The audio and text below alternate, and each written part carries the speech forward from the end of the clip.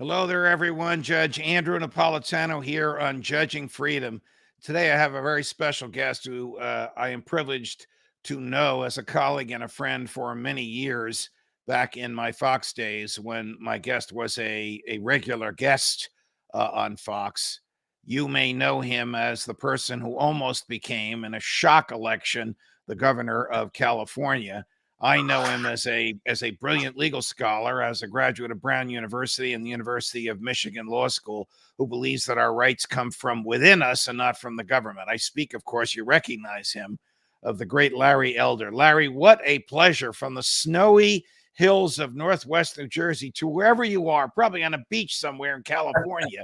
Welcome to Judging Freedom. Judge, thank you so much for having me. I appreciate it. Of course. What lesson did you learn in your almost upset in the election in California, where you took on a very unpopular, totalitarian governor who basically said, do as I say, not as I do, but the do as I say was extremely dictatorial and in your face, figuratively and literally. What did you learn from that experience? Well, Judge, I'm not sure I learned all that much other than I have a renewed appreciation for how difficult it is to be a politician. We got into the race late. 8 weeks were left. And it wasn't because I was trying to be strategic. I just didn't know if I wanted to do it. But I was pressured, leaned on, cajoled, talked into by a lot of people I respect. I wasn't impressed with the Republican rivals.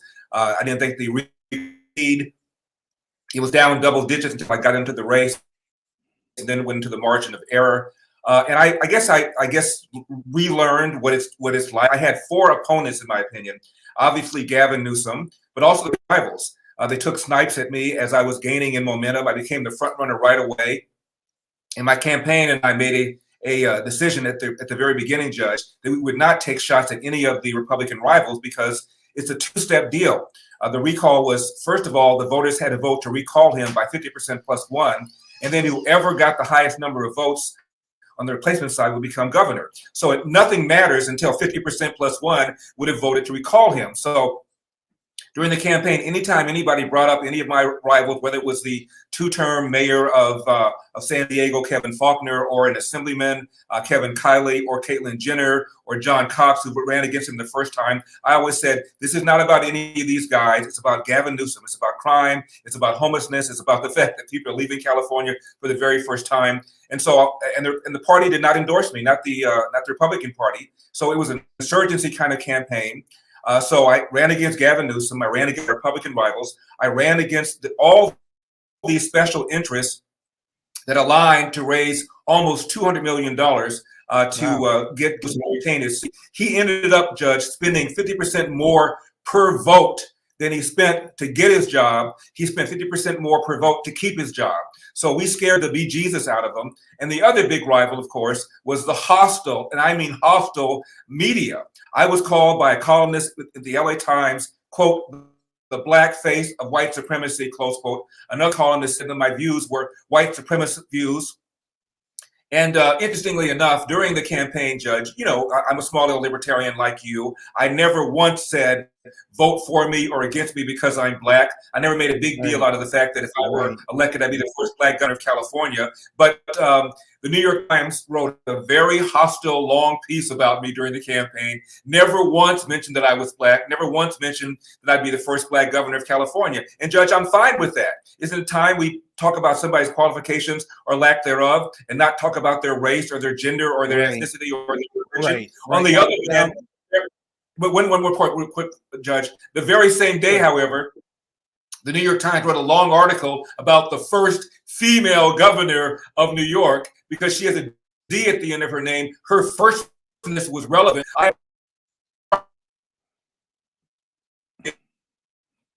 My name, and suddenly I cease being black. Isn't that amazing? Wow. Now, I'm saying this not because I like you and not because I agree with you, but because it's true. You left the race with your dignity intact, and you left the race with conservative, traditionalist, libertarian Republicans around the country embracing you and hoping that you'll be a statewide candidate again. And since you left that race, the Democrats have been having their problems before the show, you were telling me about Mrs. Pelosi, Dianne Feinstein, Gavin Newsom. What are the voters thinking? Do they have voters' remorse already? It's only February. I really think they do, Judge. Look, on the replacement side, we carried 57 of 58 counties in California. The only one we didn't carry was the county we're talking about, San Francisco, and I lost that by a whopping 149 votes. I got a greater percentage of the replacement votes than Arnold Schwarzenegger did back in 2003 during the first and only successful recall of a California governor. And since then, the electoral landscape in California, very, very different. There are now 5% more registered Democrats. There are 50% more registered independents, and independents in California vote Democrats. There's a whopping 33% fewer registered Republicans, and I still got the greater percentage of the replacement votes than did Arnold Schwarzenegger. We got more votes than all the other 45 on the replacement side rivals combined. I got 3.5 million votes, and in 7 weeks, I raised $22 million. That's more than all the major Republican rivals combined, including John Cox, who, when he first ran against Gavin Newsom, put in $10 million of his own money. So we really, really did well. And out of the 150,000 individual donors, half of them came outside of California. These are people who never lived in California, didn't have businesses in California, but they cared about California because it's the fifth largest economy in the world, and the fifth so goes California, so goes the nation. So all these issues we're talking about crime and about homelessness and about the fact that for the first time in a state's 170-year history, there's a net migration of people out of California. And the schools, don't get me started on the schools. 75% of Black boys in third grade before the pandemic could not read at state levels of proficiency. Half of all third graders cannot, and 80% of the kids educated in government schools, I don't call them public schools, I call them government schools, 80% of the kids are Black and brown, and they were denied a whole year of in-person education while Gavin Newsom was sitting up there at the French Laundry restaurant with the very people who drafted the mandates, not wearing masks, not against social distancing. His own kids were enjoying in-person private education. So for all those reasons, I think I galvanized the base and we scared them. And the good news is, what Gavin Newsom did, Judge, was simply say Larry Elder is leading a Republican takeover. And Barack Obama cut a commercial for him. Stop Republican takeover. Liz Warren, Bernie Sanders, stop Republican takeover. Joe Biden flew in and campaigned for him and with him and said, stop Republican takeover. Not one word about whether Gavin Newsom has done a good job for the people of California. The good news is they employed that same strategy in Virginia, and it blew up in their faces because the Virginia media was not nearly as hostile towards Glenn Youngkin, and Youngkin and McAuliffe had to debate each other. Gavin Newsom was able to avoid debating me because he knows he would have been destroyed. So they employed the same tactic when they did have the debate. I think Terry McAuliffe invoked Donald Trump 5 times in 20 minutes, and Glenn Youngkin called him out on it, and it backfired. What happened to the management of the government schools, a phrase that you and I have both used for many years? And by the way, it rankles people in New Jersey when I say that, like you wouldn't believe. What happened to the management in government schools in San Francisco? Was there just some sort of a bombshell election there the other day? There sure was. There were 3 board members facing recall election, and boy, were they recalled. At 70%, all 3 of them were recalled. And there were 3 major issues. The most prestigious, the most successful high school, public high school in California is called Lowell High. They've always had an admissions test, and because of that, over 60% or so of the student body is American. Well, that's not good enough for the diversity, inclusion, equity, wokeness on that board. So they've gone to a lottery system, and it cheesed off the parents in that district, many of whom were Asian Americans. The second issue was during the pandemic, they spent all the time trying to decide to rename 44 public schools, get rid of the oppressor names, people like Abraham Lincoln and the other people on Mount Rushmore. And finally, of course, they shut down the schools for a whole year when the science suggested that with proper mitigation management, they could reopen the schools. So for all those reasons, they were recalled. So they were even too woke for the woke voters in San Francisco. Wow. What are your thoughts on Eric Adams, the former New York City Police Department captain, who's now a bit of a revolutionary as the mayor of the city of New York. And he's a Democrat. And he understands law and order. I wish he were really a revolutionary. He's been in office for about a month, and already the race card has come out. He had a press conference yesterday where he complained about his coverage.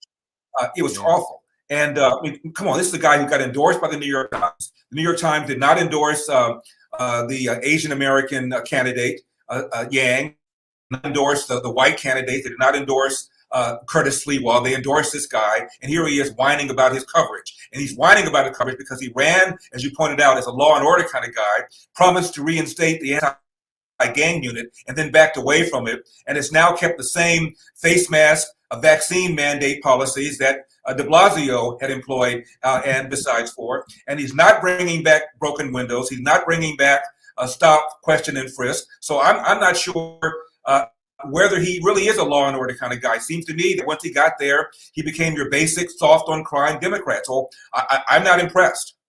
Are we in a hopeless situation? I mean, we have governors and mayors acting like they're totalitarians. We have them making up their own laws, all these mask and social distancing and vaccine laws. None of them, not one, was enacted by a legislature. In our system, the legislature writes the laws, the governor or the mayor enforces them. They don't make them up. Is it hopeless, Larry?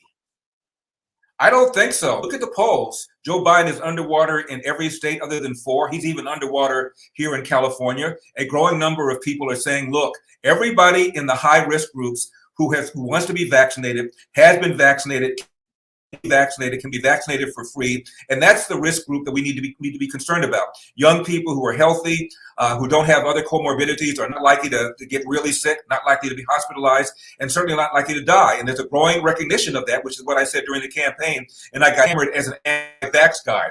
Whenever I gave a speech, Judge, I would always say, I've been vaccinated. I've been double vaccinated. They didn't have the booster at the time, and I would still call in ads anti-vax. But a growing number of people are fed up with this. And what happened in San Francisco, I think, is an example of that. And the poll numbers of Joe Biden is an example of that. Kamala Harris is at 30% here in California. Nancy Pelosi at 30% here in California. California is a deep blue state. So I'm cautiously optimistic going forward that come November, we're going to have a sea change in the House and hopefully a sea change in the Senate. When is Dianne Feinstein up for re-election? Because I think her numbers are just down there. Even you're being charitable. Her numbers, I believe, are worse than Mrs. Pelosi's. Well, the House members are up every 2 years in November, so she's always up for re-election. Got a big Senator Feinstein. When is she up for re-election? I think she's up not this time, but the next time, 2 years from now. I don't think she's up right now. But I'm telling you, I haven't seen her. Have you? I haven't seen her publicly anywhere. What I understand is her condition, her cognitive condition might very well be worse than Joe Biden. And it became an issue during the campaign because I was asked, in the event that Dianne Feinstein steps down or God forbid something else should happen to her, what are you going to do? I said, appoint a Republican.